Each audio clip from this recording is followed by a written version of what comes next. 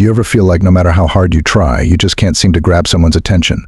Maybe you're stuck in the friend zone, or you find yourself always blending into the background at social events. It's frustrating, right? You know you have so much to offer, but somehow it feels like people aren't noticing you. As the famous saying goes, you never get a second chance to make a first impression. What if I told you it's not about being the loudest or most perfect in the room? What if the key to making a lasting impression is learning the art of connection, the subtle techniques that truly draw people in? Today, we're going to break down 5 powerful flirting tactics that will help you stand out, create chemistry, and leave people thinking about you long after the conversation ends. No more fading into the background. It's time to turn those social struggles into strengths. Lesson 1: First impressions matter. Host looks directly at the camera. Let's face it, how many times have you met someone and immediately felt like the conversation wasn't going anywhere? Maybe you felt awkward, or they just didn't seem interested. When you don't make a good first impression, it's like you've already lost the chance to connect. People judge you quickly based on that first moment, and once that impression is set, it's hard to change. There's a reason people say you never get a second chance to make a first impression. Think about it. The first few seconds of meeting someone can decide whether they'll want to keep talking to you or not. If you come across as shy, closed off, or uninterested, chances are they'll mentally check out before you even have a chance to show them who you really are.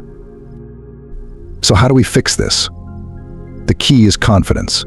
A strong first impression starts with how you present yourself.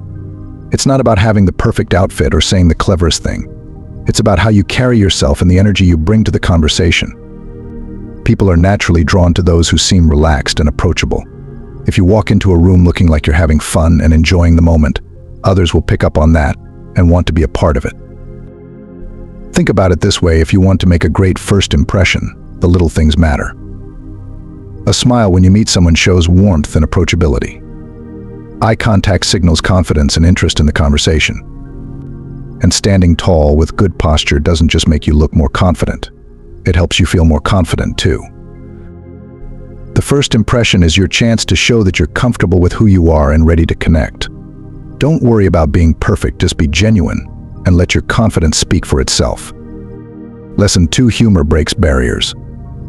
Host smiles and looks at the camera. Have you ever been in a conversation where everything felt stiff or awkward? It's like the words are just floating in the air, and no one is really connecting. Maybe you've felt it yourself, how difficult it is to break through that barrier and make the interaction more relaxed. If you don't bring any humor into the conversation, it can quickly feel dry and forced. People need something to lighten the mood and make them feel comfortable. Without it, they might start to tune out and the connection will fade. Mark Twain once said, "Against the assault of laughter, nothing can stand." Think about that for a second. Humor doesn't just make people laugh, it helps break down walls, allowing people to connect on a deeper level. A well-timed joke or a lighthearted comment can shift the energy in a conversation and make people feel more at ease. It's a powerful tool that shows confidence, creativity, and the ability to not take things too seriously. But here's the thing: you don't need to be a stand-up comedian to use humor effectively. It's not about cracking jokes or trying to be the life of the party. It's about having the courage to laugh at yourself, share funny stories, or even just make light of the situation. Humor shows that you're comfortable with who you are and that you're not afraid to be a little vulnerable. This gives others permission to do the same and opens up the conversation in a natural way. So next time you're in a conversation and things start to feel a little heavy or awkward, try adding a touch of humor. Share a funny experience, make a playful comment, or just smile and laugh at something small. It doesn't need to be perfect, but it will show people that you're easy to talk to and can make the interaction feel a lot more comfortable. Lesson 3: Mirroring body language. Host nods thoughtfully. Have you ever had a conversation with someone where everything just clicked? The words flowed easily, you felt in sync, and it almost seemed like you were on the same wavelength.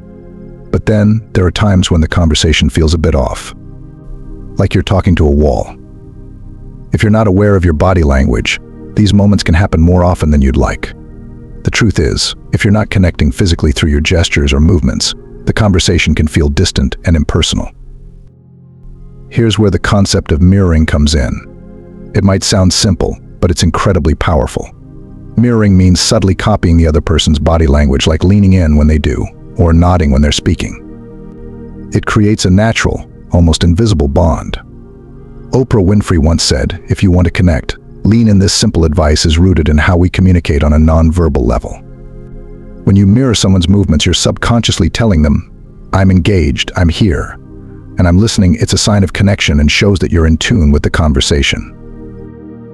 But here's the thing, it's not about mimicking every move they make. It's about staying subtle and letting your body language naturally reflect theirs. For example, if they lean forward, try leaning forward too. If they tilt their head slightly, do the same. These small gestures show you're on the same page without saying a word. The beauty of mirroring is that it doesn't just build rapport, it makes the conversation feel more personal and comfortable. People don't just listen to words, they pick up on body language and the energy in the room. So next time you're talking to someone, pay attention to their movements. If they're leaning in, engage with them physically in a similar way. It'll make both of you feel more connected and create a bond that's deeper than words. Lesson 4, the power of eye contact.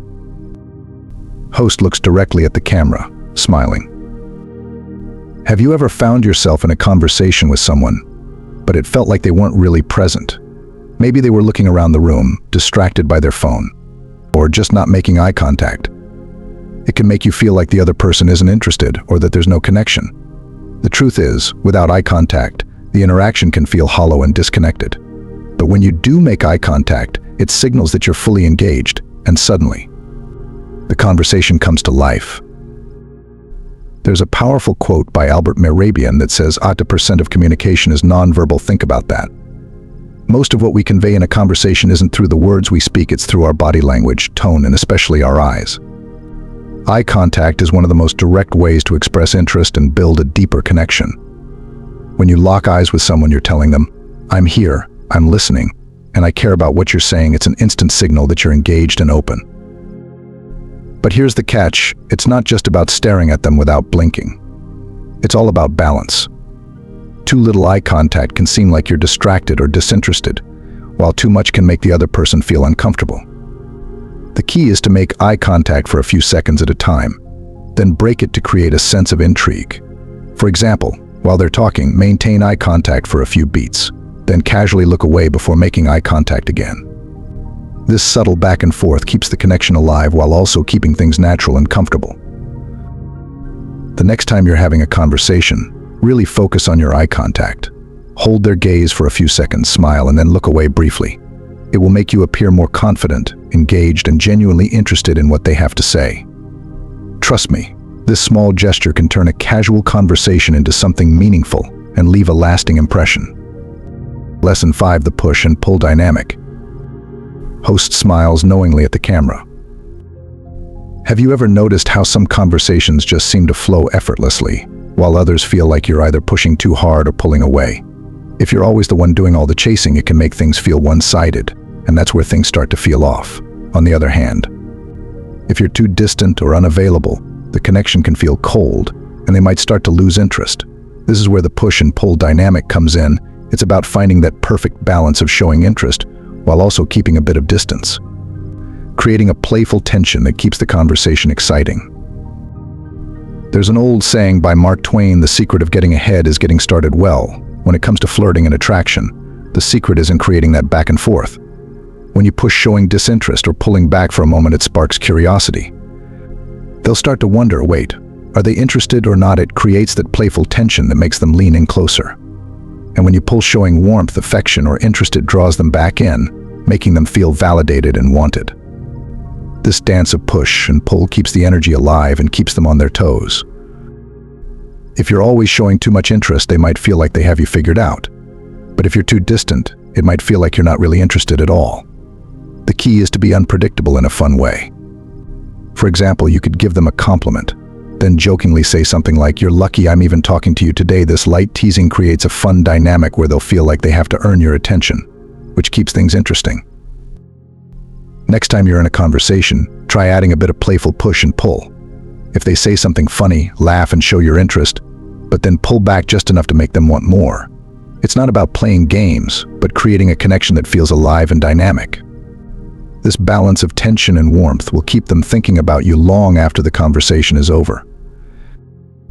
Now we are about the video. Now it is time to change your life.